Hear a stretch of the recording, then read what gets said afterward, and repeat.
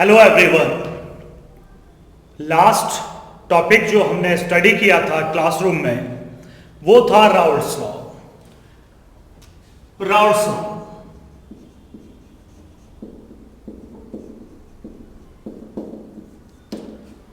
Last class में हमने इसी को स्टडी किया था, एक वोलेटाइल सॉल्यूट के लिए और दूसरी बार नॉन वोलेटाइल सॉल्यूट के लिए। तो इसे स्टडी करने के बाद आज हम आगे वाले टॉपिक की तरफ बढ़ते हैं। टॉपिक इसी से कनेक्ट होता हुआ ही है।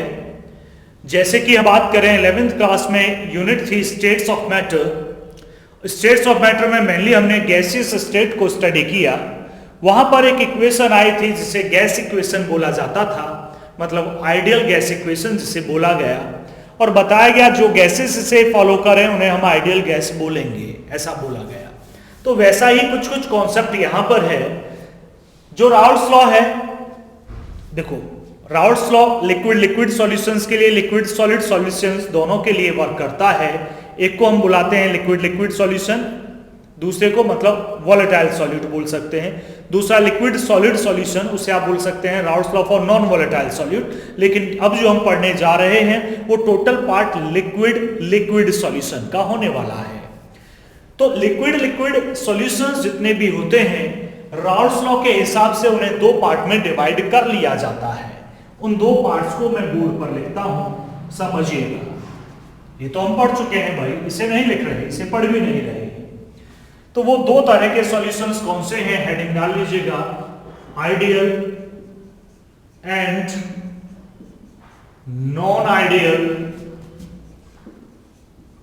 सॉल्यूशंस। ये हेडिंग आप लाइन के बीच में डालिएगा, centre of the line, line के बीचों बीच। तो राउल्ट्स लॉ के हिसाब से लिक्विड लिक्विड सॉल्यूशंस को दो पार्ट में डिवाइड कर लिया गया, ideal and non ideal solutions. अब थोड़ा समझ लें, फिर हम लिखवाएंगे। आइडियल सॉल्यूशंस कौन से होते हैं? कॉन्सेप्ट वही है जो गैसियस गैस इक्वेशन के साथ था। जैसे वहां बोला गया ऐसी गैसेस जो आइडियल गैस इक्वेशन को फॉलो करें वो आइडियल होनी चाहिए भाई। वहां कोई होती नहीं थी, वो अलग कॉन्सेप्ट, उसे छोड़ देते हैं वहीं पर। ऐसे सॉल्यूशंस जो राउल्ट्स लॉ को फॉलो करते हैं उन्हें हम बुलाते हैं आइडियल सॉल्यूशंस, और जो राउल्ट्स लॉ को फॉलो नहीं करते हैं उसे हम बुलाते हैं या उन्हें हम बुलाते हैं नॉन आइडियल सॉल्यूशंस। तो समझिएगा, ये मैं रफ कर देता हूं, हमें स्टडी करना है आइडियल एंड नॉन आइडियल। ये हेडिंग आप डाल के रखेंगे। मैं आपको डिफरेंसेस बताऊंगा, यही डिफरेंसेस आप भी लिखें, डायरेक्ट आप लिख सकते हैं।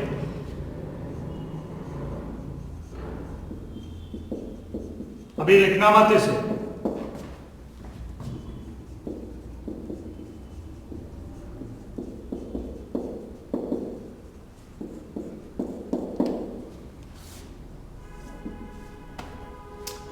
समझिएगा।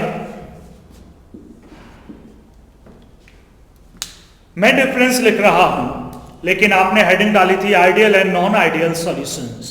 उसमें आप दोनों की डेफिनेशन को लिख लीजिएगा। आप आइडियल सॉल्यूशंस को क्या लिखेंगे? ऐसे लिक्विड लिक्विड सॉल्यूशंस जो राउल्ट्स लॉ को फॉलो करते हैं उन्हें हम बुलाते हैं आइडियल सॉल्यूशंस। फिर नेक्स्ट लाइन से आप लिखिएगा ऐसे लिक्विड लिक्विड सॉल्यूशंस जो राउल्ट्स लॉ को फॉलो नहीं करते हैं उन्हें हम बुलाते हैं नॉन आइडियल सॉल्यूशंस। सीधा सीधा है, जो राउल्ट्स को फॉलो करते हैं आइडियल सॉल्यूशंस, जो फॉलो नहीं करते हैं नॉन आइडियल सॉल्यूशंस। तो दोनों की डेफिनेशन ऊपर आ गई है। फिर आप पेज को डिवाइड कर लीजिएगा, उसे लिखने के बाद पेज को डिवाइड करिएगा। एक कॉलम में ये डिफरेंसेस हम लिखने जा रहे हैं, एक कॉलम के ऊपर आइडियल सॉल्यूशन, दूसरे कॉलम के ऊपर नॉन आइडियल सॉल्यूशंस। आप समझ पाएंगे, कंपैरेटिवली हम समझ पाएंगे ठीक से। तो बढ़ते हैं आइडियल सॉल्यूशन की तरफ। जैसे कि हमने बताया, पहला सेंटेंस वही है, the solutions which follow the Raoult's law are called ideal solutions. उसी को हम यहां लिखेंगे। आइडियल सॉल्यूशंस क्या है? They follows the Raoult's law. आप सेंटेंस में लिखें क्या है? ऐसे आइडियल सॉल्यूशंस कौन से होते हैं? जो राउल्ट्स लॉ को फॉलो करते हैं। तो पहला पॉइंट यही है, These solutions follow Raoult's law. Means पहले सेंटेंस लिखें, मैं नहीं लिख रहा हूं सेंटेंस, आप लोग लिखें, नीचे लिखें PA equal to P naught A into Xi, मतलब जिनके लिए PA बराबर होता है इन इस मल्टीप्लीकेशन के बराबर होता है PA, मतलब राउल्ट्स लॉ ये है। तो ऐसे सॉल्यूशंस के लिए इक्वेशन बिल्कुल सही है, या ये इक्वेशन भी आप बुला सकते हैं, ये भी सही है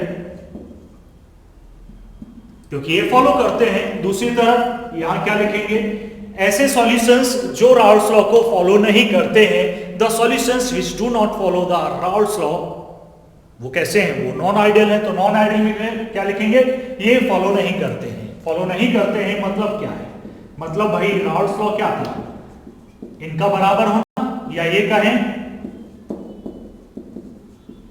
इनका बराबर होना, लेकिन फॉलो करें तो बराबर होना, ये तो फॉलो ही नहीं करते, फॉलो नहीं करते तो नॉट इक्वल टू आप लगाएंगे, क्या आएगा, नॉट इक्वल टू। पहला सेंटेंस फिर ये लिखा हो, यहां भी पहले सेंटेंस फिर ये लिखा हो, sentence they follow Raoult's law, ये they do not follow Raoult's law, उसके नीचे ये दोनों इक्वेशंस लिखी हो, यहां इक्वल टू है, राउल्ट्स लॉ है, यहां राउल्ट्स लॉ नहीं है, मतलब ये मल्टीप्लिकेशन पीए के बराबर नहीं होगा। दूसरा पॉइंट, दूसरे डिफरेंस की तरफ हम बढ़ते हैं। अब समझना भाई, बिल्कुल दिमाग फोकस यहीं रहे, 100% फोकस यहीं रहे। आइडियल सॉल्यूशन, जब दो लिक्विड को हम मिलाते हैं तो मिलाते, भाई लिक्विड ए ये है मेरे हाथ में, लिक्विड बी ये है, मैंने दोनों के वुड के एक बड़े बीकर में रख लिया और वो सॉल्यूशन बोला जाएगा, क्योंकि दो लिक्विड मिले हैं, दोनों को रिएक्ट नहीं करना चाहिए आपस में, नॉन रिएक्टिंग है, तभी तो सॉल्यूशन है, नहीं तो रिएक्ट करके तो कंपाउंड बन जाएगा भाई। तो ये सॉल्यूशन बन गया, सॉल्यूशन बन तो गया, और बनाते वक्त ही मुझे पता चल जाएगा कि आइडियल है या नॉन आइडियल, और अब के बाद तो आपको भी पता चलने लगेगा कि आइडियल है या नॉन आइडियल है। कैसे कैसे पता चलने लगेगा जी आपको, ये देखते हैं। आपको पता ऐसे चलने लगेगा, दोनों लिक्विड लिया आपने, दोनों को मिला लिया, बड़े बीकर में रख दिया, बड़े बीकर को छू कर देखो, आपने छू कर देखा, अब फील करो वो ठंडा लगा या गर्म लगा। आप कहते हैं नहीं सर, ना ठंडा लगा ना वो गर्म लगा, वो पहले जैसा ही है। Means there is no enthalpy change on mixing, ना उसने हीट एब्जॉर्ब करी ना उसने हीट रिलीज करी।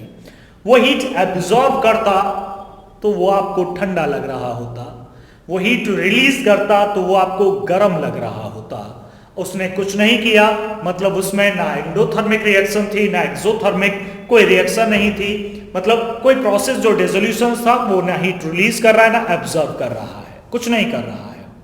तो delta H enthalpy change on mixing equal to 0।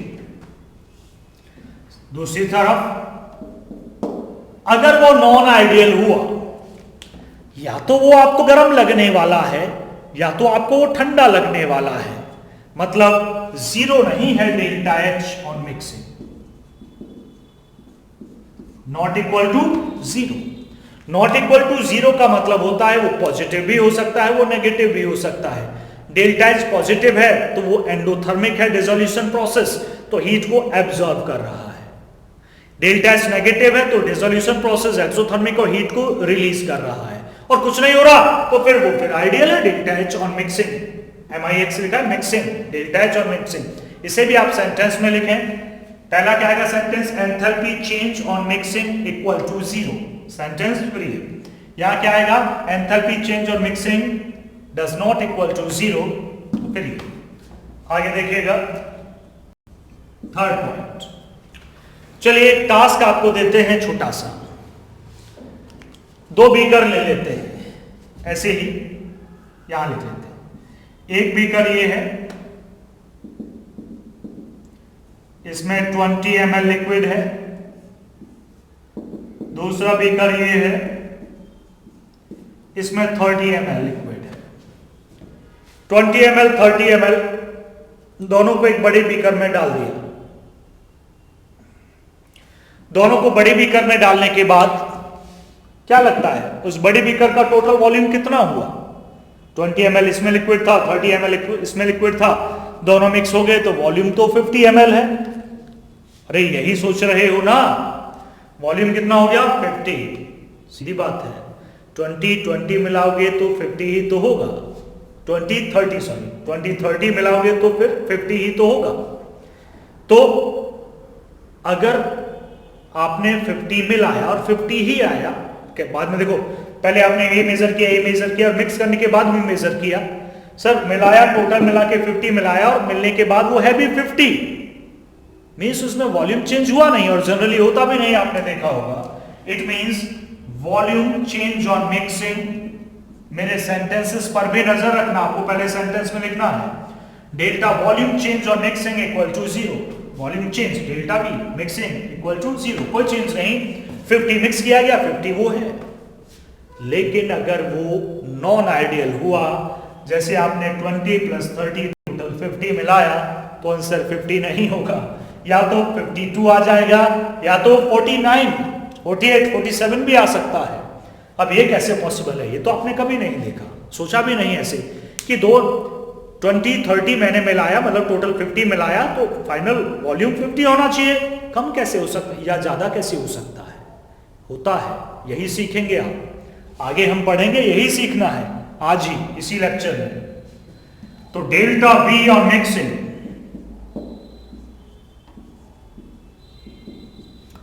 Delta V volume change on mixing equal to, not equal to 0। यहां mix करने के बाद वॉल्यूम चेंज 0 के बराबर नहीं होता है, या तो पॉजिटिव होता है वॉल्यूम बढ़ जाता है, तो नेगेटिव होता है वॉल्यूम घट जाता है। तो ये 3 डिफरेंसेस हैं, तीनों को डेफिनेशन की फॉर्म में आप लिखिए, मतलब पहले इक्वेशन ही लिखे, पहले सेंटेंसेस और फिर ये इक्वेशन, ताकि डिफरेंसेस आए तो आप बता सकें। ठीक है जी, हम आगे बढ़ेंगे। एक और चीज, जनरली मैं यहां आइडियल सॉल्यूशन के एग्जाम्पल भी लिख देता हूं, नॉन आइडियल के मैं अभी नहीं लिखूंगा, क्योंकि नॉन आइडियल तो हम आगे पढ़ेंगे तो वहां बहुत सारे एग्जाम्पल्स लिखेंगे। तो पहले हम आइडियल के सॉल्यूशन के एग्जाम्पल्स लिख देते हैं, लिख दे कहते हैं, बता देते हैं। आइडियल सॉल्यूशंस उन लिक्विड के बीच बनते हैं, मान लो एक X लिक्विड है, एक Y लिक्विड है। अगर X और Y में XX के मॉलिक्यूल के बीच जो भी इंटरमॉलिक्यूलर फोर्स है, YY के बीच भी वही मॉलिक्यूलर इंटरमॉलिक्यूलर फोर्स है, बराबर स्ट्रेंथ की है, तो उन्हें हम मिला देते हैं, तो कोई चेंज नहीं होता है। मिक्स डेल्टा H में भी नहीं, वॉल्यूम में भी नहीं, और राउल्ट्स लॉ में भी नहीं। राउल्ट्स लॉ को फॉलो करते हैं। जैसे हेप्टेन ऑक्टेन को मिलाइए, हेप्टेन एल्केन ऑक्टेन भी एल्केन, एक कार्बन का डिफरेंस है, माइनर डिफरेंस है अट्रैक्शन फोर्स में, तो ये आइडियल सॉल्यूशन बनाएंगे। तो हमारा मतलब है इक्वल फोर्सेस हो, जैसे CHCl2 CHCl3 क्लोरोफॉर्म और डाइक्लोरोमीथेन इक्वल फोर्सेस हैं लगभग, तो वो भी आइडियल बनाएंगे। बेंजीन टॉल्विन वो इक्वल फोर्सेस हैं, वो भी आइडियल बनाएंगे। तो कहने का मतलब है ऐसे लिक्विड को अगर मिलाया जाता है कि जिनके सॉल्वेंट सॉल्यूट में जो अट्रैक्शन है और वही आपस में भी अट्रैक्ट करते हैं, मान लो ए सॉल्वेंट है, तो ए पार्टिकल के बीच जो अट्रैक्शन है, सॉल्यूट भी है, बी पार्टिकल के बीच जो अट्रैक्शन है, मिक्स करने के बाद ए और बी के पार्टिकल के बीच में भी वही अट्रैक्शन है, उतनी ही मैग्नीट्यूड का है, तो फिर वो आइडियल सॉल्यूशंस बनाते हैं। तो एग्जाम्पल आप यही नहीं कि जो मैंने बोले हेप्टेन ऑक्टेन मैंने बोल दिया, बेंजीन टॉल्विन मैंने बोल दिया, CHCl2 क्लोरोफॉर्म मैंने बोल दिया, यही लिखें। आप अपने मन से सोचकर भी लिख सकते हैं, बस आपको इंटरमॉलिक्यूलर फोर्सेस का ध्यान रखना होगा। चलिए, ये रहे आइडियल नॉन आइडियल। आगे हम बढ़ते हैं, हेडिंग डाल लीजिएगा, types of non ideal solutions. Heading क्या आएगी? Types of non ideal solution. मैं इसे रफ करता हूं।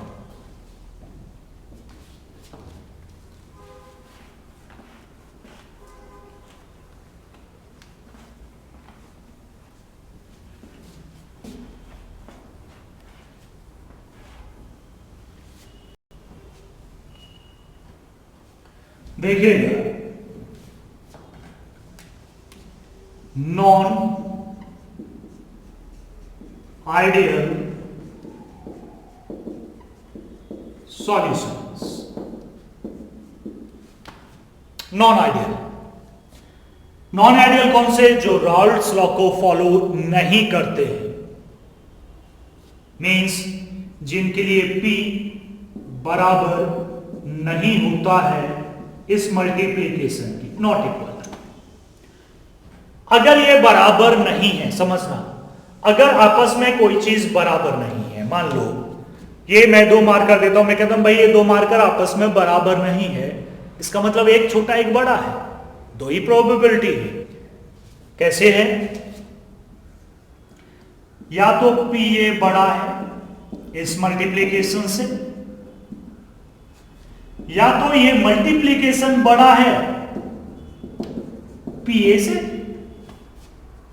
अरे 2 ही प्रोबेबिलिटी, या तो बराबर है या तो ये बड़ा है तो ये बड़ा है, और बड़े नहीं है दोनों आपस तो बराबर है तो फिर आइडियल हो गया। चूंकि ये बराबर नहीं है तो 2 ही कंडीशन है, एक ये वाली और एक ये वाली, कोई तीसरी कंडीशन नहीं हो सकती है यहां पर। अब जिसमें PA की वैल्यू ग्रेटर होती है इस मल्टीप्लीकेशन से, उस तरह के नॉन आइडियल सॉल्यूशंस को बुलाते हैं पॉजिटिव डेविएशन शो करने वाले सॉल्यूशंस, और जिनके लिए कम होती है उन्हें बुलाते हैं नेगेटिव डेविएशंस शो करने वाले सॉल्यूशंस। तो नॉन आइडियल के आपने हेडिंग क्या डाली है? Types of non ideal solutions. Heading proper रखें आपकी, क्या है? Types of non ideal solutions. उसके नीचे लिख लीजिएगा फर्स्ट पॉइंट डालकर, पहला क्या है? सॉल्यूशंस शोइंग, मेरे साथ लिखें जो मैं बोल रहा हूं। Types of non ideal solutions का पहला पार्ट क्या लिखना है? Solutions showing positive deviation from Raoult's law. दूसरे में क्या आएगा? सेकेंड पॉइंट यहां डालिए, इसमें लिखिएगा solutions showing negative deviation from Raoult's law. पहला पॉजिटिव फिर नेगेटिव, पहला वाला ये दूसरा वाला ये। तो ये था नॉन आइडियल सॉल्यूशंस के 2 टाइप। पहले वाले को जो लिखा पॉजिटिव डेविएशन, उसे हेडिंग बना लीजिएगा, सेंटर लाइन बिल्कुल सेंटर में ले लीजिएगा लाइन के, और हेडिंग डाल लीजिएगा प्रॉपर वे में, सॉल्यूशन शोइंग पॉजिटिव डेविएशन। इतना भी लिखोगे तो मतलब वही निकलेगा। पॉजिटिव डेविएशन किससे है? राउल्ट्स लॉ से है, फ्रॉम राउल्ट्स लॉ। तो ये हम पढ़ने जा रहे हैं। पहला क्या है? पॉजिटिव। चेक कीजिएगा first part, positive deviation from Raoult's law. पूरी हेडिंग डालें चाहे तो, solutions showing positive deviation from Raoult's law. तो बात पहले पॉजिटिव डेविएशन की करेंगे, फिर बात बाद में नेगेटिव डेविएशन की भी करेंगे। तो पहले हम लिखने का तरीका हम बताएंगे, पहले आप केवल समझिएगा, लिखना नहीं है, ध्यान दीजिएगा, लिखना अभी नहीं है। हम थोड़ा स्पेस छोड़ते हैं यहां पर, फिर हम एक एग्जाम्पल कंसीडर करते हैं।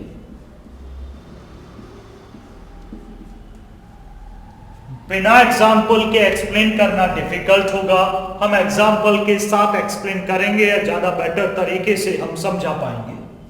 तो हमारा एग्जाम्पल, हम एग्जाम्पल ले लेते हैं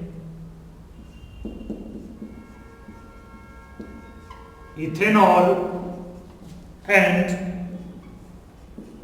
साइक्लोहेक्सेन। एक एग्जाम्पल लिया, आपको प्रोवाइड किए जाएंगे अदर एग्जाम्पल्स भी। इथेनॉल ए मान लिया हमने, ये लिक्विड भी मान लिया, दोनों ही लिक्विड है। इथेनॉल हम बना लेते हैं CH3CH2OH, इथेनॉल है। दूसरा CH3CH2OH। तीसरा भी मॉलिक्यूल बना लेते हैं CH3CH2OH। इथेनॉल की जो बॉटल है उसमें जो इथेनॉल है उसके पार्टिकल्स आपस में जुड़े होते हैं एक अट्रैक्शन फोर्स से, एक इंटरमॉलिक्यूलर फोर्स से। वेरीफाई करना होगा कौन सा फोर्स है, चूंकि ये पोलर है, नेगेटिव पॉजिटिव है, साथ में आपको हाइड्रोजन बॉन्डिंग की प्रेजेंस भी शो करनी होगी, देखनी होगी एक तरह से। H पॉजिटिव है, इधर ऑक्सीजन से जुड़ा है और सामने भी ऑक्सीजन है, यही कंडीशन होती है हाइड्रोजन बॉन्डिंग की। इसका मतलब ये जो इनके बीच अट्रैक्शन है ये हाइड्रोजन बॉन्ड है। अगर मैं इंटरमॉलिक्यूलर फोर्सेस की बात कर रहा हूं, डाइपोल डाइपोल, डिस्पर्सन फोर्स या फिर हाइड्रोजन बॉन्डिंग, इन सभी में जो सबसे ज्यादा स्ट्रॉन्ग होती है वो हाइड्रोजन बॉन्डिंग है। सेकंड पर डायपोल, डायपोल आता है और सबसे वीक बोला जाता है डिस्पर्सन फोर्स। तो ये ए कंपोनेंट है, ए माना है हमने इसे, ए कंपोनेंट है, ए और ए के बीच ये जो देखो ए और ए के बीच ये जो इंटरमॉलिक्यूलर फोर्स है ये स्ट्रॉन्ग है, इसका नाम है हाइड्रोजन बॉन्डिंग। क्या नाम है इसका? Hydrogen bonding. ठीक है जी, क्लियर? अब समझना, अब मैं इस नाम को हटा दे रहा हूं, याद रहे आपको कि यह हाइड्रोजन बॉन्डिंग है।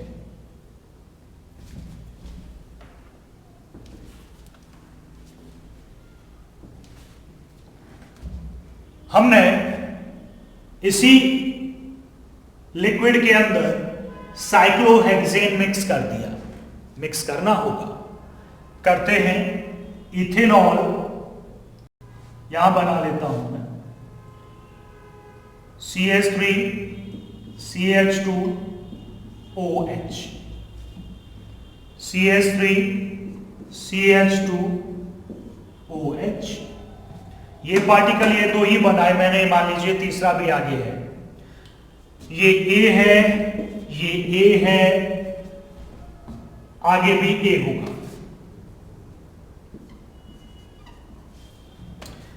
बी भी मैंने डाल दिया। बी क्या है? साइक्लोहेक्सेन। साइक्लोहेक्सेन क्या होता है? ये होता है जी साइक्लोहेक्सेन, साइक्लो और 6 कार्बन का एल्कीन। ये यहां बीच में आ गया, देखिएगा ये B component, B component B से रिप्रेजेंट किया गया है। तो ए और ए जो हाइड्रोजन बॉन्डिंग से जुड़े हुए थे, बीच में कौन आ गया? साइक्लोहेक्सेन। मैं इसे थोड़ा ठीक से बना देता हूं, cyclohexane.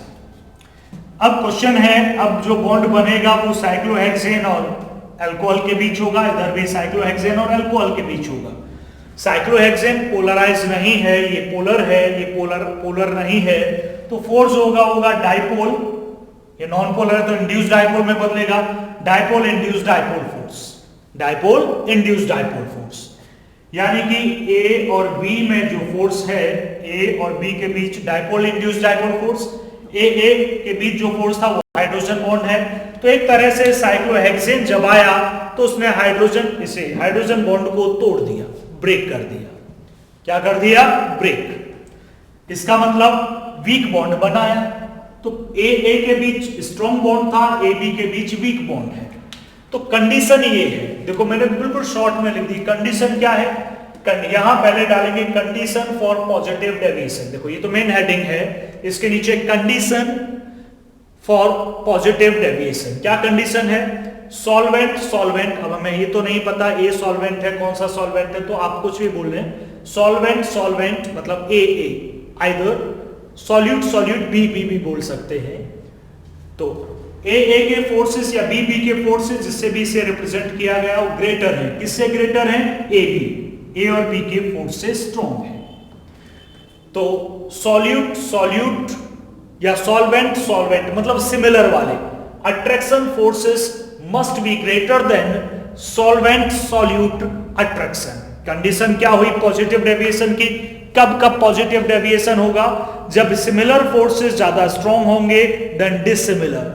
When solvent or the solute intermolecular forces are stronger than solvent-solute interactions, तब ये होगा। अब आप लिखेंगे, इतना लिखेंगे जितना बोर्ड पर है। सबसे पहले कंडीशन फॉर पॉजिटिव डेविएशन में जो सेंटेंसेस मैंने अभी बोला कि solvent और the solute interactions should be greater than solvent-solute interactions for the positive deviation। Condition हो गई भाई, ये होगा तो पॉजिटिव डेविएशन होगा। उसके बाद आए example ethanol and cyclohexanol. Ethanol CH3 CH2OH होता है। पहले इथेनॉल का स्ट्रक्चर बनाएं, इस बॉन्ड को दिखाएं हाइड्रोजन बॉन्डिंग, फिर इनके बीच में साइक्लोहेक्सेन दिखाएं। ये तो एक लिक्विड था, अब ये मिक्सचर है मतलब ये सॉल्यूशन है। और इस बॉन्ड का नाम लिखेंगे आप डायपोल इंड्यूस्ड डायपोल फोर्स। ये वीक है ए और बी के बीच या बी और ए के बीच, जबकि ए के बीच स्ट्रॉन्ग फोर्स था। तो ये आप ड्रॉ करें दोनों चीजें। अब हम आगे चलते हैं, ध्यान से समझना इसमें एक्चुअल में हुआ क्या, नोट कर लिया होगा। आगे बढ़ते हैं। इथेनॉल के पार्टिकल क्लोज थे। क्यों क्लोज थे? दोनों में स्ट्रॉन्ग फोर्स था। कौन सा फोर्स था? हाइड्रोजन बॉन्ड जुड़े हुए हैं भाई। हमने क्या डाल दिया? साइक्लोहेक्सेन। साइक्लोहेक्सेन बीच में आया। अरे जब सॉल्युबल है, डिसॉल्व किया तो बीच में ही आएगा, अदरवाइज तो सॉल्युबल होगा नहीं। तो सॉल्वेंट मतलब इथेनॉल के बीच में साइक्लोहेक्सेन आ गया, जिससे हाइड्रोजन बॉन्ड टूट गया और इथेनॉल के पार्टिकल दूर हट गए। क्यों हट गए? क्योंकि उनका स्ट्रॉन्ग बॉन्ड टूट गया। लेकिन एक बॉन्ड बना भी तो है, लेकिन वो तो वीक है ना, उतना पावरफुल नहीं है, तो दूर रहेंगे। अट्रैक्शन ज्यादा होता तो क्लोज होते, तो दूर है पार्टिकल, दूर हटे।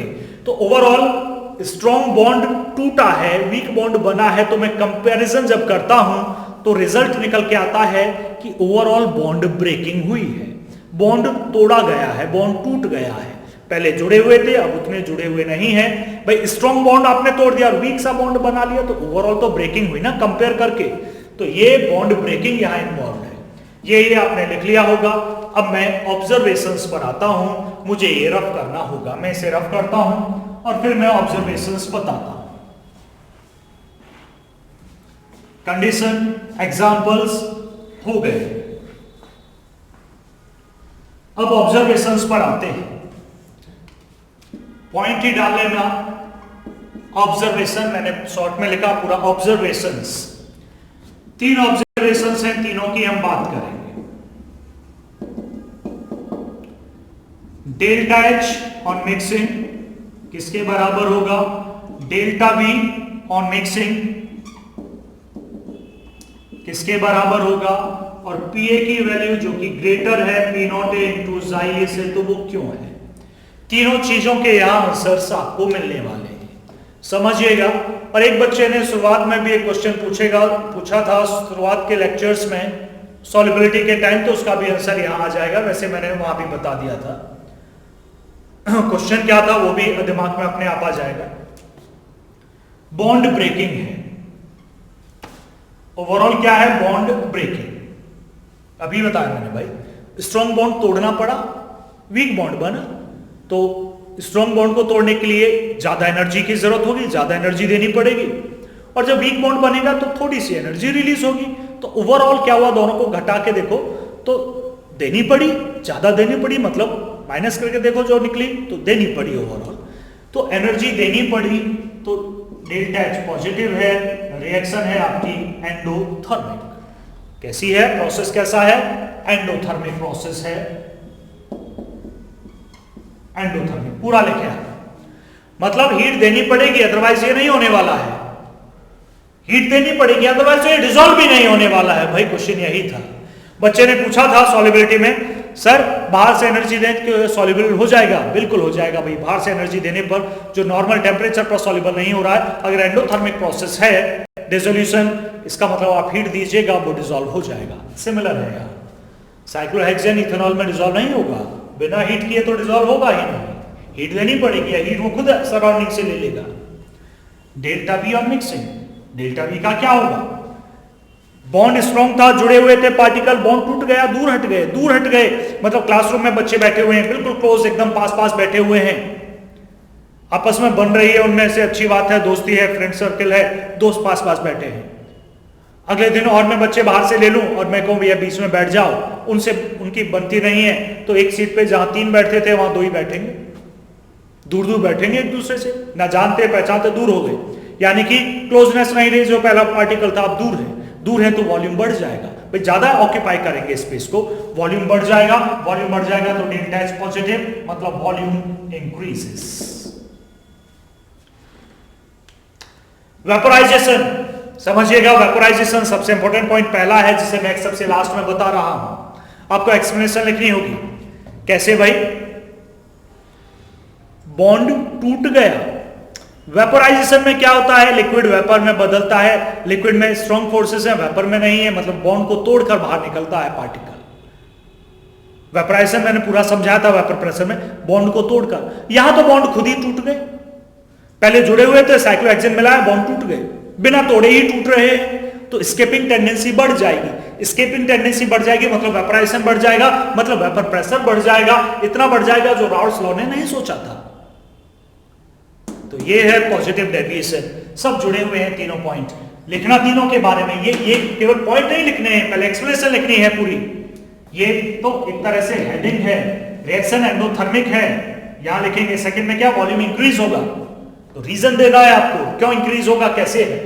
तो रीजन में delta H on mixing equal to positive means reaction is an endothermic process. Process कैसा है? रेजोल्यूशन ये एंडोथर्मिक है। क्यों है? क्योंकि ओवरऑल बॉन्ड ब्रेकिंग इन्वॉल्व है, which required energy, that's why it is an endothermic process. दूसरा, जब बॉन्ड टूट गए, इसमें पॉजिटिव डेविएशन में क्या है? बॉन्ड टूट रहा है तो पार्टिकल दूर दूर हो गए, ज्यादा ऑक्यूपाई करेंगे स्पेस, तो वॉल्यूम बढ़ जाएगा। दोनों का रीजन देना है आपको, तीसरे का भी रीजन देना है। बॉन्ड टूट गया, एनर्जी दी, बॉन्ड टूट गया, वॉल्यूम बढ़ गया, बॉन्ड टूट गया तो स्केपिंग टेंडेंसी बढ़ गई, जिससे वेपर प्रेशर राउल्ट्स लॉ से ज्यादा हो गया। अरे कोई लिक्विड है, जुड़े हुए हैं पार्टिकल, आसानी से वेपराइज होगा ही नहीं, बहुत कम वेपर प्रेशर होगा उसका। कोई है, देखो हाथ पे रख के देखो, पेट्रोल हाथ पे रखो, पानी हाथ पे रखो, पेट्रोल तुरंत वेपराइज होगा, वाटर नहीं होगा। मतलब पेट्रोल के पार्टिकल के बीच में वीक फोर्सेस हैं, तुरंत वेपर में बदल गया। वाटर इतनी आसानी से नहीं हो रहा है, स्ट्रॉन्ग फोर्सेस है। जिसका वेपर प्रेशर बहुत तेजी से वेपराइज होता है उसका बॉइलिंग पॉइंट भी कम होता है, जो देर से वेपराइज होता है उसका बॉइलिंग पॉइंट ज्यादा होता है। तो ये तीन ऑब्जर्वेशन विद सेंटेंसेस आपके लिखी हो। ग्राफ पॉजिटिव डेविएशन का मैं बिल्कुल बाद में बताऊंगा, नेगेटिव पढ़ाने के बाद उसे यहीं असेंबल कीजिएगा। तो स्पेस छोड़ के रखें यहां एक ग्राफ का, तो छोटा ही ग्राफ है, ज्यादा नहीं, 6 लाइन छोड़ दें। उसके बाद दूसरी हेडिंग डालें नेगेटिव डेविएशन।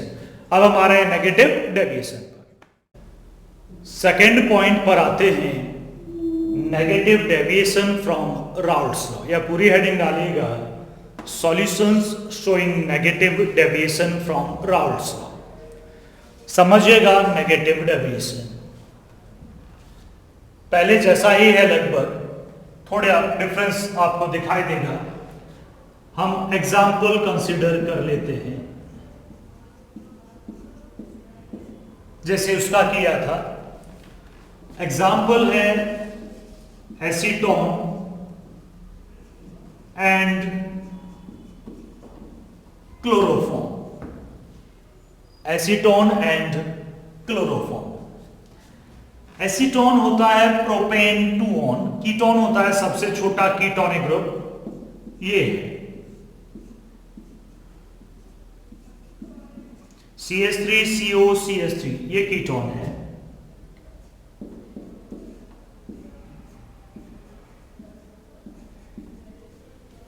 कीटोन है एसीटोन।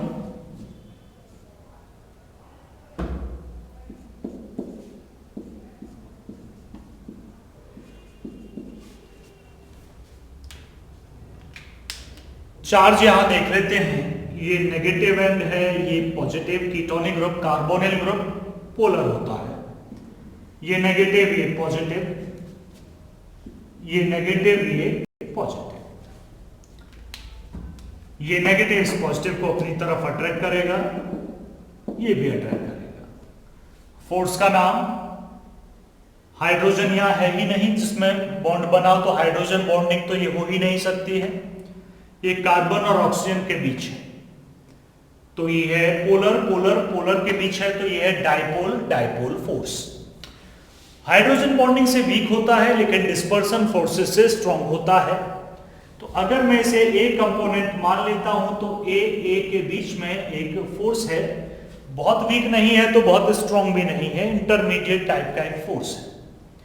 अब हम क्लोरोफॉर्म भी इसमें ऐड करते हैं, देखिएगा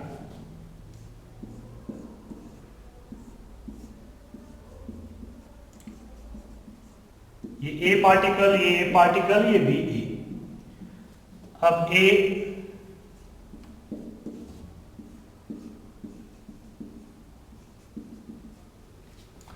आगे ये नहीं बना रहा, मैंने दो ही बना, इन्हीं के बीच में मैं एक्सप्लेन करूंगा। यहां बनाते हैं क्लोरोफॉर्म, HCCl,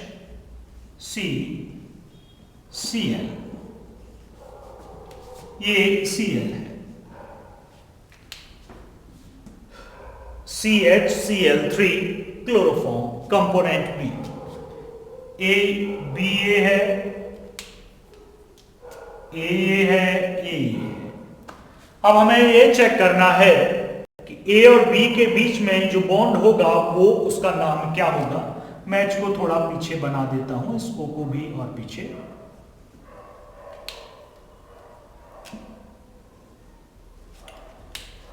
बच्चे अचानक ही बिना सोचे समझे बोल देते हैं सर यह हाइड्रोजन है या ऑक्सीजन है, तो यह हाइड्रोजन बॉन्ड होगा। ऐसा नहीं कहा जा सकता। अभी क्यों नहीं कहा जा सकता?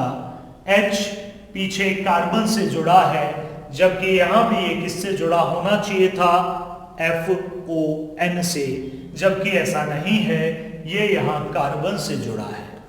क्वेश्चन आता है डाइपोल डाइपोल फोर्सेस ही एक तरह से हाइड्रोजन बॉन्ड होता है, लेकिन फिर इसका नाम अलग क्यों रखा गया है? वो इसलिए कि H जब फ्लोरीन, ऑक्सीजन या नाइट्रोजन से जुड़ा होता है, ये बहुत पावरफुल इलेक्ट्रोनेगेटिव एलिमेंट हैं, ये इलेक्ट्रॉन को बहुत पावरफुली विड्रॉ करते हैं और इनका नेगेटिव चार्ज बहुत ज़्यादा होता है। उतना ही पॉजिटिव हाइड्रोजन पर आता है। चूंकि पॉजिटिव नेगेटिव चार्ज का मैग्नीट्यूड ज़्यादा है तो अट्रैक्शन भी ज़्यादा होता है। तो अट्रैक्शन बढ़ जाता है, तो अट्रैक्शन बढ़ गया तो डाइपोल डाइपोल से ज़्यादा हो गया, तो उसे नया नाम दिया गया हाइड्रोजन बॉन्डिंग।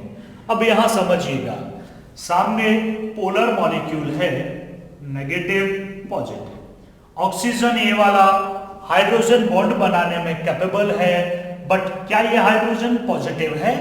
ये देखना होगा। क्या ये हाइड्रोजन पॉजिटिव है? ये चेक करते हैं। चेक करने के लिए मुझे 11th का एक टॉपिक की रिक्वायरमेंट अभी है। टॉपिक है जनरल ऑर्गेनिक केमिस्ट्री, GOC का इंडक्टिव इफेक्ट। बहुत सारे इलेक्ट्रॉनिक डिस्प्लेसमेंट इफेक्ट्स थे 11th में जनरल ऑर्गेनिक केमिस्ट्री में। उसमें से एक इफेक्ट था इंडक्टिव इफेक्ट। इंडक्टिव इफेक्ट मोटे तौर पर अगर हम समझें तो इलेक्ट्रोनेगेटिविटी और इलेक्ट्रोपॉजिटिविटी ही है। कोवेलेंट बॉन्ड से इलेक्ट्रॉन को खींच लेना, जो खींच रहा है वो माइनस इंडक्टिव इफेक्ट शो करता है, नेगेटिव इंडक्टिव इफेक्ट। जो दे रहा है वो पॉजिटिव इंडक्टिव इफेक्ट शो करता है। तो इलेक्ट्रोनेगेटिविटी ही आप लगभग बोल सकते हैं। इस कार्बन से 3 Cl जुड़े हैं, आप देख सकते हैं। ये तीनों लाइन में नहीं है, ऐसे हैं, 3D में ही ऐसे, ठीक। इनके बीच का एंगल 109.5 डिग्री, इसका तीनों का बराबर, ऐसे जुड़े हैं ये तीनों। अगर मैं स्ट्रैंड से कंपेयर करूं तो ये मार्कर की तरह बना हूं इन्हें, तो ऐसे मान लीजिएगा, ऐसे हैं ये तीनों Cl एक पॉइंट से ऐसे जुड़े हैं। तो ये प्लेन में नहीं है। ये Cl इलेक्ट्रोनेगेटिव है, तो ये कार्बन से इलेक्ट्रॉन खींच रहा है, ये भी कार्बन से खींच रहा है, ये भी कार्बन से। तीनों Cl मिलकर कार्बन से इलेक्ट्रॉन खींच रहे हैं। Cl अपने आप में इलेक्ट्रोनेगेटिव है, चूंकि साइज बड़ा है इसलिए हाइड्रोजन बॉन्ड नहीं बनाता अकेला, लेकिन एक Cl भी खींच रहा है, फिर दूसरा Cl भी वहीं से इलेक्ट्रॉन ले रहा है, तीसरा Cl भी वहीं से इलेक्ट्रॉन ले रहा है। तो कार्बन इलेक्ट्रॉन लेता है हाइड्रोजन से। हाइड्रोजन से इलेक्ट्रॉन लेने का रिजल्ट ये होता है कि हाइड्रोजन पर ये पॉजिटिव चार्ज बहुत पावरफुल आ जाता है, इतना पावरफुल कि इन 3 Cl के नेगेटिव के बराबर पॉजिटिव है। ये बहुत पावरफुल पॉजिटिव है और सामने ऑक्सीजन नेगेटिव है। तो ये जो अट्रैक्शन बॉन्ड है ये हाइड्रोजन बॉन्डिंग के बराबर ही मैग्नीट्यूड वाला बन जाता है, और इसे हम हाइड्रोजन बॉन्डिंग ही बुलाने लगते हैं। जबकि जो डेफिनेशन हाइड्रोजन बॉन्डिंग की बताई जाती है उससे ये बाहर है, लेकिन 3 Cl का कंबाइंड इफेक्ट एक पॉइंट पर पड़ा, जिसकी वजह से हाइड्रोजन पर बहुत ज्यादा पॉजिटिव मैग्नीट्यूड हो गया, बहुत ज्यादा नेगेटिव है, तो अट्रैक्शन फोर्स फास्ट है। बच्चे पूछते हैं सर क्या यहाँ अट्रैक्शन फोर्स नहीं होगा, दूसरे मॉलिक्यूल को ये नहीं जोड़ेगा? बिल्कुल जोड़ेगा भाई, ये होगा। ये कहाँ है सर? ये आपने इस कार्बन से बना, ये तो समझ आया। ये Cl से है? बिल्कुल नहीं है। ये जो 3 Cl थे ना उसके बीच से है, क्योंकि तीनों का कंबाइंड इफेक्ट बिल्कुल सेंटर पर होगा नेगेटिव का, तो सेंटर अट्रैक्ट कर रहा है। ये Cl इन तीनों का सेंटर इस पॉजिटिव को अपनी तरफ खींच रहा है। तो जितना पॉजिटिव है उन तीनों का टोटल उतना ही नेगेटिव है, तो उसे भी उसी फोर्स से वो खींचेगा। ये हो या आगे बने, वो हाइड्रोजन बॉन्ड है। इसका मतलब ये हुआ कि AA में डाइपोल डाइपोल फोर्स है, अब और स्ट्रॉन्ग हो गया, तो ज्यादा स्ट्रॉन्ग फोर्स किसका हुआ? AB का, जो बाद में बॉन्ड बना। तो कंडीशन पहले की तरह ही आपके सेंटेंसेस होंगे। यहां आपने कंडीशन ही लिखी थी, आपने लिखा था सॉल्वेंट सॉल्वेंट और सॉल्यूट सॉल्यूट। वहां जो लिखा था मैं उसे पहले बता दूं, सॉल्वेंट सॉल्यूट और solute solute interactions should be greater than solvent solute interactions for the positive deviation। अब यहां ऐसा नहीं है, यहां क्या है? यहां तो ये वाले ज्यादा हैं, तो आप क्या लिखेंगे? solvent solvent और solute solute interactions weaker है, weaker than, must be weaker than solvent solute interactions। ये कंडीशन है।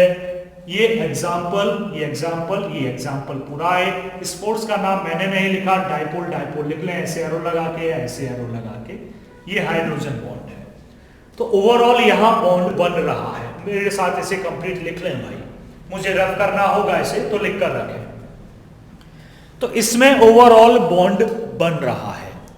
पहले भी बॉन्ड था, वीक था, अब और स्ट्रॉन्ग बॉन्ड बना तो मॉलिक्यूल पास पास चले आते हैं। पास पास चले आते हैं तो वॉल्यूम कम हो जाता है। वॉल्यूम कम हो जाता है, पास पास आए, बॉन्ड बना तो एनर्जी रिलीज। मैंने आपको बताया होगा, कहीं भी कैसा भी कोई भी अट्रैक्शन अगर है तो एनर्जी रिलीज होती है, बाहर निकलती है। मैं इसे रफ कर दूं, मैं ऑब्जर्वेशन पर आता हूं। ये नोट आपने कर लिया होगा।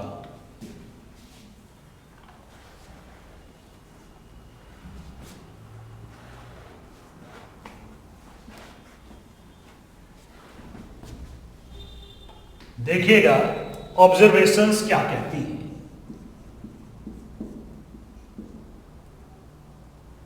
फर्स्ट, चूंकि ये नेगेटिव डेविएशन है, P is lower than P not A into Xi। हमने कहा इसमें बॉन्ड बना। This process involve overall bond formation. Bond बन गया, मॉलिक्यूल आपस में जुड़ गए तो इवेपोरेशन कम हो गया, जिससे वेपर प्रेशर भी कम हो जाएगा, स्केपिंग टेंडेंसी कम हो जाएगी, यानी कि पार्शियल प्रेशर डिक्रीज हो गया। देन राउल्ट्स लॉ, डिक्रीज हो गया तो negative deviation. Second point, bond बना, मैंने अभी भी बोला बॉन्ड बना। जब बॉन्ड तोड़ते हैं तो एनर्जी देनी पड़ती है, जब बॉन्ड बनता है तो एनर्जी रिलीज होती है। Means delta H on mixing equal to release हुई नेगेटिव, मतलब रिएक्शन कैसी है? एक्सोथर्मिक है। थर्ड वन, पार्टिकल पास आए हैं बॉन्ड बनने से तो वॉल्यूम कम ऑक्यूपाई करेंगे। Delta V on mixing equal to negative, means volume decreases. जब नेगेटिव डेविएशन है तो सब चीजें नेगेटिव होती हैं, पॉजिटिव डेविएशन है तो सभी चीजें पॉजिटिव होती हैं। नेगेटिव में ये केवल ये पॉइंट नहीं लिखने हैं, इनके बारे में सेंटेंसेस भी लिखने हैं, जैसे कि पहले में लिखे। मैं अब इसे हटा दूंगा और मैं ग्राफिकल रिप्रेजेंटेशन पर आऊंगा। तो यहां भी स्पेस छोड़ दीजिएगा, मैं ग्राफ पर आ रहा हूं। किसी ने स्पेस ना छोड़ा हो तो सबके ग्राफ एक साथ बना सकता है। जब एग्जामिनेशन में पूछा जाता है, suppose the question is explain the positive deviation with example, तो आप पहले कंडीशन लिखेंगे सेंटेंसेस में, देन एग्जाम्पल लिखेंगे, फिर शो करेंगे फॉर्मूला वाइज, फिर ऑब्जर्वेशन लिखेंगे और फिर ग्राफ बनाएंगे। अगर आप ये 3 मार्क्स या 2 मार्क्स जितने में भी गिवन किया गया है, आप ग्राफ नहीं बनाते और आपके टीचर आपके मार्क्स को काट लेते हैं, तो उनसे लड़िएगा मत भाई, वो सही कर रहे हैं, क्योंकि वो लिखा नहीं जाता, वो अंडरस्टूड में आता है कि ग्राफ आपको देना है, मतलब कंप्लीटली पॉजिटिव डेविएशन बताना है। तो मैं ग्राफ और बना देता हूं तो आसानी होगी समझने में पॉजिटिव और नेगेटिव डेविएशन। देखिएगा ग्राफ, ग्राफ की शुरुआत हम आइडियल देखो हमारे पास अब तीन तरह के हुए, आइडियल अलग, नॉन आइडियल के दो part, positive deviation and negative. Overall में लिखूं तो एक आइडियल है, एक पॉजिटिव डेविएशन, एक नेगेटिव डेविएशन, ऐसे है। तो मैं पहले ग्राफ बना रहा हूं।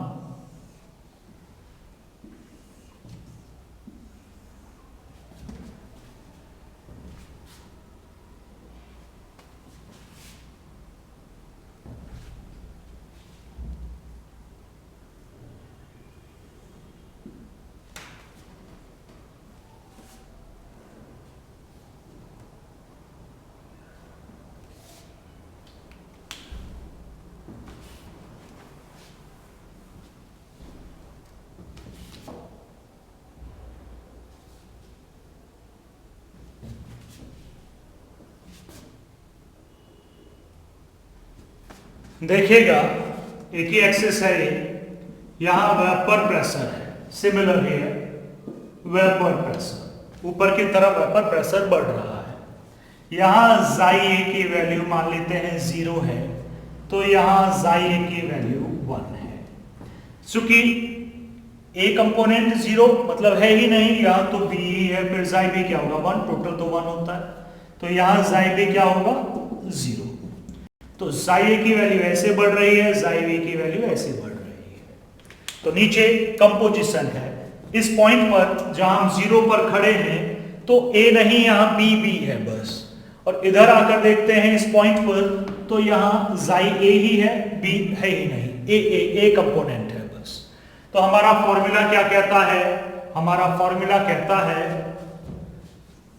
राउल्स लॉ का, partial pressure of one component equal to P naught A initial Weber pressure and mole fraction।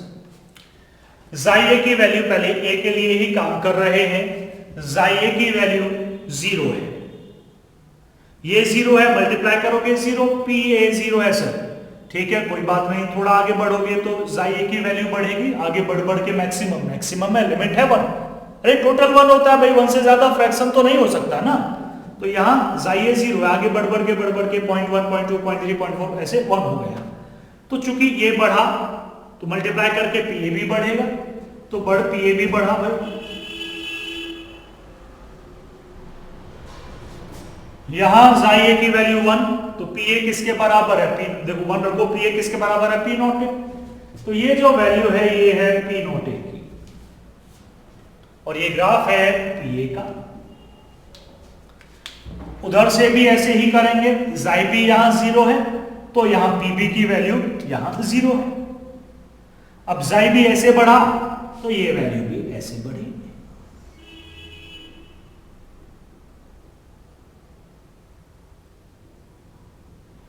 Line सीधी आए, कोशिश करें। ओह ये सही नहीं आ रही, ये वैल्यू हो जाएगी P नॉट B की। तो दो ग्राफ एक साथ आ गए, ये PA और ये PB।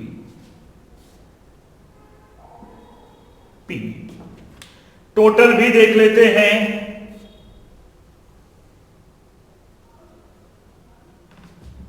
That is the P total. ये जो ग्राफ आप देख रहे हैं ये ग्राफ है आइडियल सॉल्यूशन का। कोशिश करें बिल्कुल स्ट्रेट ये लाइन बनाएं, और ये भी स्ट्रेट ही बनाएं भाई, थोड़ी आगे लग रही है सर ऊपर नीचे, आप स्ट्रेट बनाएं, ऐसे कर्व ना हो बीच में, मेरा कहने का मतलब बस यही है। तो ये जो ग्राफ है ये आइडियल सॉल्यूशन का है, जो राउल्स लॉ को फॉलो कर रहा है। हमने राउल्स लॉ से ही तो बनाया ये ग्राफ। अब बात है ये ड्रॉ कर लें भाई पहले, फिर उसके बाद हम बात करेंगे। बिल्कुल इसी तरह ड्रॉ कर लीजिए।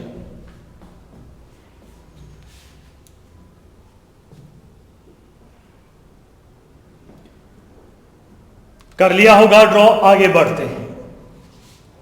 अब हमें बनाना है पॉजिटिव, नॉन आइडियल पर आते हैं, पॉजिटिव डेविएशन। तो ये ग्राफ को डॉटेड लाइन से फिर भी बनाना होगा, आइडियलिज्म को हम भूल नहीं सकते, आइडियल के कंपैरिजन में ही हम वर्क करने वाले हैं।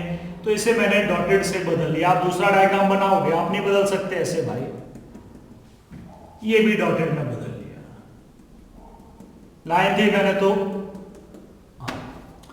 पॉजिटिव डेविएशन का मतलब है पीए की वैल्यू ज्यादा है, पीबी की वैल्यू भी ज्यादा है, राउल्स लॉ से ज्यादा है, हो गई ज्यादा।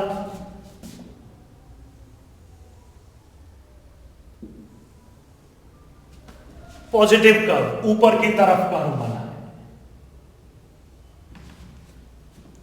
अब क्वेश्चन है सर यहां ये कर्व क्यों मिला हुआ है? अरे यहां तो मिक्सचर है ही नहीं, सॉल्यूशन या तो एक ही है, ए तो पी नॉट ही होगा। जब मिक्सचर नहीं है तो डेविएशन का है, अकेले लिक्विड थोड़ी डेविएट होता है, तो सॉल्यूशन में है डेविएशन। ये हो गया पॉजिटिव डेविएशन, किसका ग्राफिकल रिप्रेजेंटेशन है? पॉजिटिव।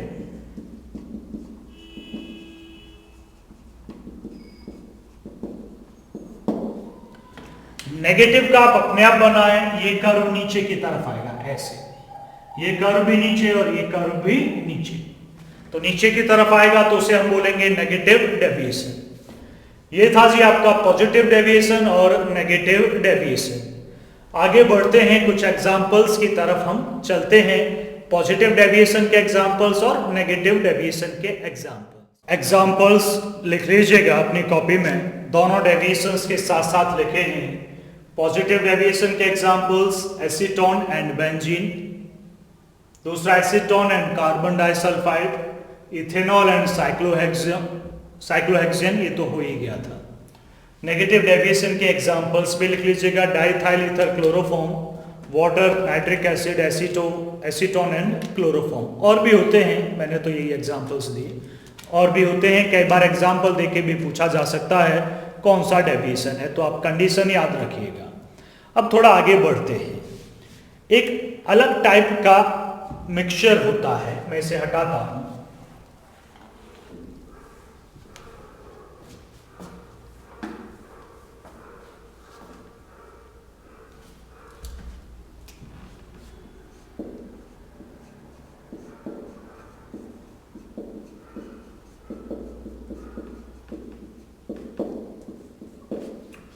मिक्सचर का नाम है एजियोट्रॉपिक मिक्सचर्स।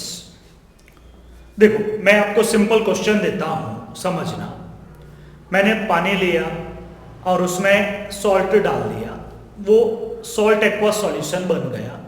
अब मैं आपसे कहता हूं कि सेपरेट करिए वाटर को अलग और सॉल्ट को अलग, तो कौन सा प्रोसेस आप सेपरेशन प्रोसेस यूज करेंगे? सेपरेशन प्रोसेस आते थे क्रिस्टलाइजेशन, फिल्ट्रेशन, सब्लिमेशन, डिस्टिलेशन, इस तरह से याद होंगे। तो इसके लिए हम यूज करते हैं डिस्टिलेशन। हम हीट करते हैं, लिक्विड वेपराइज होकर दूसरे कंटेनर में हम कंडेंस कर लेते हैं, सॉल्यूट वहीं रह जाता है, मतलब सॉल्ट। हो गया सेपरेशन। मान लो अब मैंने दो लिक्विड मिला लिए, दोनों के बॉइलिंग पॉइंट में डिफरेंसेस हैं, ठीक है, कम डिफरेंसेस हैं, 15 डिग्री का, 20 डिग्री का, ऐसे कम डिफरेंसेस हैं, बहुत ज्यादा नहीं है। तो हम यूज करते हैं फ्रैक्शनल डिस्टिलेशन, एक कॉलम लगा देते हैं, क्योंकि हीट करने पे दोनों लिक्विड ऊपर जाएंगे, उस फ्रैक्शनेटिंग कॉलम से टकराकर जिसका बॉइलिंग पॉइंट ज्यादा है वो लिक्विफाइड हो जाएगा, जिसका कम बॉइलिंग पॉइंट है वो आगे चला जाएगा। तो हम सेपरेट कर लेते हैं, क्योंकि दोनों का बॉइलिंग पॉइंट अलग है, और डिस्टिलेशन का जो प्रिंसिपल है वही है, डिफरेंस अलग होना चाहिए, बॉइलिंग पॉइंट में डिफरेंस है, तभी आप यूज कर सकते हैं डिस्टिलेशन। अब आते हैं अब अपने टॉपिक पर, एजियोट्रॉपिक मिक्सचर। ये कमाल के लिक्विड्स के सॉल्यूशन होते हैं, लिक्विड लिक्विड सॉल्यूशन ही होते हैं। कमाल इसलिए है कि जब इन लिक्विड अलग अलग थे तो दोनों का बॉइलिंग पॉइंट अलग अलग है। मान लो एक ए है, उसका 50 डिग्री है, एक मैं सॉलिड सॉल्वेंट नहीं, मैं ए बी से बात कर रहा हूं, या एक एक्स है, उसका 50 डिग्री है, वो बी है, उसका 120 डिग्री है, और दोनों को मैंने मिला दिया, और मिलाने के बाद दोनों का बॉइलिंग पॉइंट इक्वल हो गया, बराबर। अब ये कैसे पॉसिबल है? खैर वो कैसे पॉसिबल है वो बात की बात है, पहले इसे समझो। ऐसे मिक्सचर्स को हम बुलाते हैं, ऐसे मिक्सचर्स, ऐसे सॉल्यूशंस को हम बुलाते हैं एजियोट्रॉपिक मिक्सचर्स या एजियोट्रॉप्स।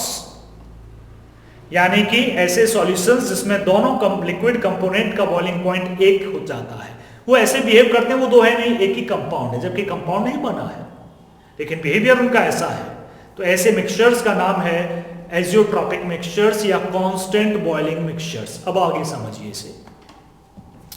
एजियोट्रॉप्स या फिर ये कहें कांस्टेंट बॉइलिंग मिक्सचर्स, इनको मिक्स करने के बाद आप इन्हें सेपरेट नहीं कर सकते डिस्टिलेशन का लगा के मेथड। आप सोचें फ्रैक्शनल डिस्टिलेशन ले लूं और मैं इन्हें सेपरेट कर दूं, नहीं कर पाओगे, एक ही बॉइलिंग पॉइंट अलग है ही नहीं, एक ही साथ वेपराइज होंगे, एक ही साथ दूसरे में जाएंगे, एक ही साथ रहने वाले हैं।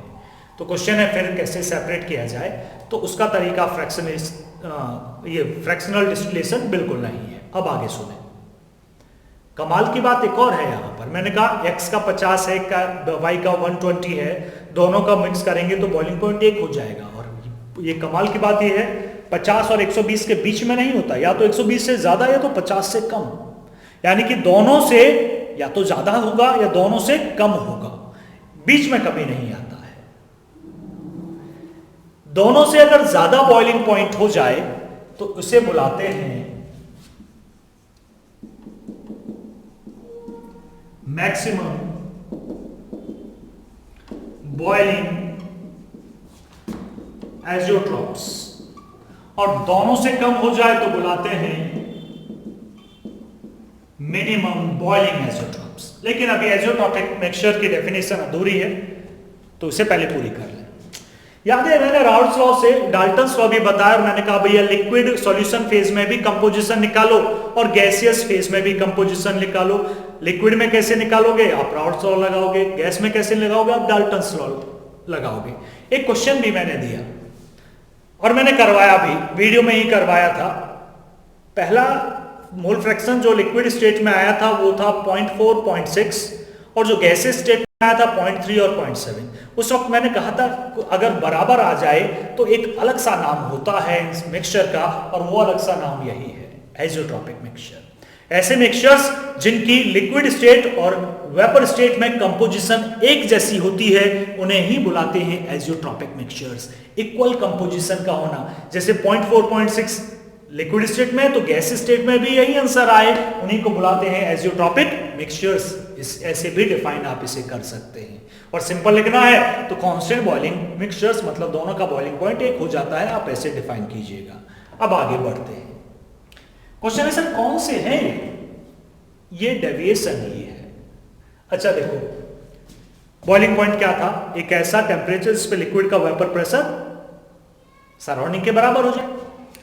पॉजिटिव डेविएशन याद करो, वेपर प्रेशर बढ़ जाता है, दोनों को मिलाया, दोनों का वेपर प्रेशर अचानक बढ़ गया ना, वेपर प्रेशर बढ़ गया अचानक बिना हीट किए, तो बॉइलिंग पॉइंट कम हो जाएगा भाई, कम हीट करना पड़ेगा आपको सराउंडिंग के बराबर करने के लिए। तो जो पॉजिटिव डेविएशन शो करते हैं वो सभी एग्जांपल किसके अंदर आते हैं, पॉजिटिव डेविएशन मिनिमम, क्योंकि उनका बॉइलिंग पॉइंट कम हो जाता है। भाई एक सर्टेन टेम्परेचर पर वेपर प्रेशर इतना था, सराउंडिंग इतना था, यहां तक लाना था, लेकिन मिक्स करने के बाद खुद ही यहां तक आ गया, तो थोड़ा सा हीट करना पड़ेगा, तो बॉइलिंग पॉइंट पहले से कम हो गया। बॉइलिंग पॉइंट कम हो गया तो क्या हो गया, मिनिमम बॉइलिंग एजियोट्रॉप्स। तो ऐसे सॉल्यूशंस जो पॉजिटिव डेविएशन शो करते हैं उन्हीं को हम क्या बुलाते हैं, मिनिमम बॉइलिंग एजियोट्रॉप्स। और जो नेगेटिव डेविएशन शो करते हैं उनका बॉइलिंग पॉइंट तो कम हो गया, वेपर प्रेशर डिक्रीज हुआ था, मिक्स करने पे राउल्ट्स लॉ से कम हो गया था, याद करो। वेपर प्रेशर कम होगा तो बॉइलिंग पॉइंट बढ़ जाएगा। वो सारे किसमें आते हैं, नेगेटिव डेविएशन वाले मैक्सिमम बॉइलिंग एजियोट्रॉप्स। लेकिन एग्जांपल्स आपको याद रखने होंगे, एग्जाम्पल आपको परसेंटेज के साथ याद रखने होंगे। तो इसके एजियोट्रॉपिक की डेफिनेशन, इन दोनों की डेफिनेशन विद एग्जाम्पल नोट्स आपके ग्रुप में है, नोट्स से देख लीजिएगा और एक बार पढ़ लीजिएगा। एजियोट्रॉपिक मिक्सचर छोटा सा पोर्शन है वैसे तो, लेकिन कई बार पूछ लिया जाता है कि एजियोट्रॉपिक मिक्सचर्स को फ्रैक्शनल डिस्टिलेशन से सेपरेट किया जा सकता है, तो कतई नहीं किया जा सकता है। पॉजिटिव डेविएशन वाले सॉल्यूशंस कौन सा एजियोट्रॉप होते हैं, पॉजिटिव वाले मिनिमम होते हैं। तो इस तरह के छोटे मोटे क्वेश्चंस आ जाते हैं। कई बार एजियोट्रॉपिक की डेफिनेशन भी लिखवा लेते हैं, तो पूरी डेफिनेशन लिखिएगा जो नोट्स में दी गई है। ठीक है जी, तो आज यहीं तक था, कल से स्टार्ट होगी आपकी कॉलिगेटिव प्रॉपर्टीज। नेक्स्ट जो क्लास होगी वो कॉलिगेटिव प्रॉपर्टीज की।